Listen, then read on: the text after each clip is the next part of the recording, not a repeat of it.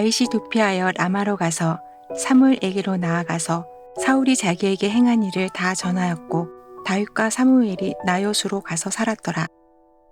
어떤 사람이 사울에게 전하여 이르되 다윗이 라마 나요스에 있더이다 하매 사울이 다윗을 잡으러 전령들을 보냈더니 그들이 선지자 무리가 예언하는 것과 사무엘이 그들의 수령으로 선 것을 볼 때에 하나님의 영이 사울의 전령들에게 임하매 그들도 예언을 한지라.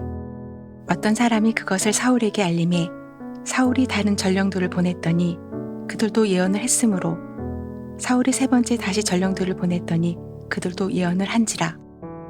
이에 사울도 라마로 가서 세구에 있는 큰 우물에 도착하여 물어 이르되 사무엘과 다윗이 어디 있느냐? 어떤 사람이 이르되 라마 나요스에 있나이다. 사울이 라마 나요스로 가니라. 하나님의 영이 그에게도 임하시니 그가 라마 나요스에 이르기까지 걸어가며 예언을 하였으며 그가 또 그의 옷을 벗고 사무엘 앞에서 예언을 하며 하루 밤낮을 벗은 몸으로 누웠더라.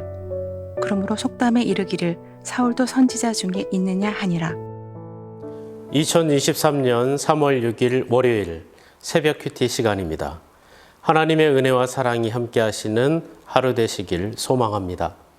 오늘 본문에서 다윗은 하나님이 기름 부어 세운 사람인데도 불구하고 죽음의 위기를 맞게 됩니다. 믿음의 사람이었지만 고난 가운데 있는 거죠. 하나님의 인도와 보호하심이 느껴지지 않은 상황에 처하게 된 거예요.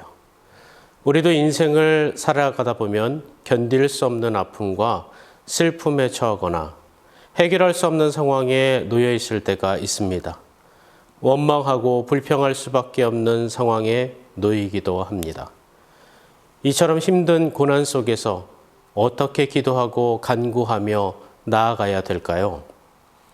고난 가운데 기도하며 구하는 방법 첫 번째, 만남의 복을 구해야 합니다. 오늘 다윗에게 찾아온 고난은 자신이 잘못하고 죄를 범해서 받은 것이 아닙니다. 다윗은 블레셋과의 전쟁에서 군대 장관으로서의 열심을 다했습니다. 그리고 사울에게서 악령을 내쫓아 주었었습니다. 그럼에도 다윗은 계속해서 고난을 당합니다. 우리는 종종 죽을 만큼 힘들다라고 말들을 하죠. 다윗이 당하는 고난은 죽음의 위기 속에 있는 너무나 두렵고 힘든 고난이었습니다. 그렇다면 다윗에게 이처럼 힘든 고난이 찾아온 이유는 무엇일까요? 바로 하나님이 부르시는 악령 때문이었습니다. 다윗이 당하는 고난은 하나님의 주관하심 가운데 허락되었다는 것을 말씀합니다. 여기서 오해하지 말아야 할 것은 하나님이 고난을 주셨다는 것이 아니라 고난도 하나님의 주관하심 가운데 있다는 겁니다. 하나님이 주관하고 계시다는 것은 해결하실 수 있는 능력도 가지고 계시다는 것을 의미합니다. 현재 우리가 당하는 고난도 마찬가지예요.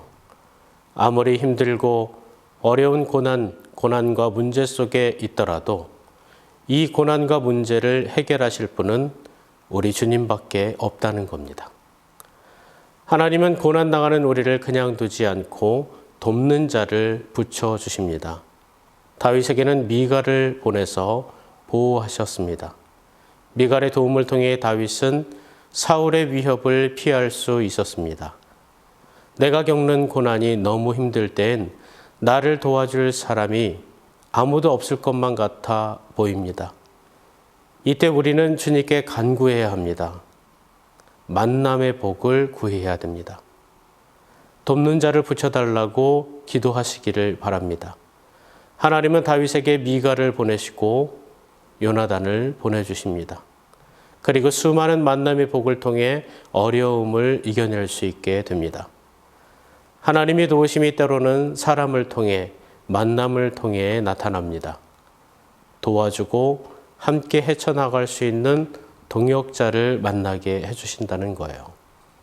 주님께서 주시는 만남의 복을 통해 인생의 문제와 어려움을 해결받는 우리 모두가 되기를 간절히 축원합니다. 고난 가운데 기도하며 구하는 방법 두 번째, 직접 일해 주시기를 기도해야 합니다. 다윗은 하나님이 함께 하셔서 왕으로 세워지도록 보호하십니다. 사울이 전령을 보내어 암살하려고 하지만 하나님이 직접 개입하셔서 막으십니다. 게다가 다윗을 죽이려고 하는 사울은 사무엘 앞에서 옷을 벗는 수치스러운 모습을 보이며 왕으로서의 힘과 권위를 잃어버린 모습을 보여줍니다. 이것은 하나님이 직접적으로 개입하셔서 고난을 주는 악인을 무너뜨리시는 것을 알 수 있습니다. 하나님이 직접 일하셔서 보호하신다라는 거예요. 시편 23편 4절을 보면 내가 사망의 음침한 골짜기로 다닐지라도 해를 두려워하지 않을 것은 주께서 나와 함께 하심이라. 주의 지팡이와 막대기가 나를 안위하시나이다 라고 말씀합니다. 시편 23편을 보면 우리를 연약한 양으로 비유하고 있습니다. 양은 정말 연약한 동물입니다. 시력이 -10이라서 앞을 볼 수도 없고 다리가 길고 날렵해서 사슴처럼 맹수를 피해 빠르게 도망갈 수도 없습니다. 그렇다고 해서 뿔이 길어서 방어용으로 사용할 수도 없습니다. 연약한 양은 그래서 목자가 필요합니다.